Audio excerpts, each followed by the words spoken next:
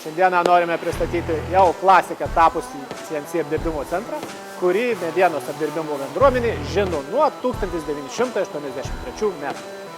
Šiuo metu mes turime kombinuotą konsolinį 5 ašių apdirbimo centrą Rovera su lengvai nuimamu mestingo stalu. Šiame įrenginyje sumontuotas analogų neturintis 5 ašių elektros špindelis, kuris turi begalinį susisukimąsi tiek C, tiek B ašyse.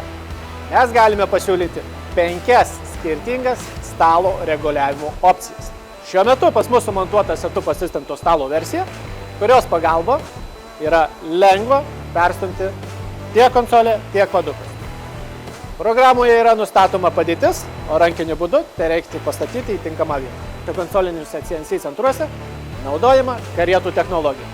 Tiek vakuminiai padukai, tiek prispaudimo ugnitai yra montuojami į karietas, o jų montavimas yra atliekamas labai paprastai. Šiuose centruose naudojama labai paprasta vakuumo aktyvavimo technologija, tai yra koja ir fotodaviklio pagalba. Šios centrus galime sukomplektuoti tiek su lentyniniu, tiek su revolveriniu, tiek su grandininiu įrankių keitikliu, kuriame galime laikyti iki 56 įrankių. Įrengimas dirba nuo 65 iki 85 metrų per minutę vektoriniu greičiu, priklausomai nuo komplektacijos.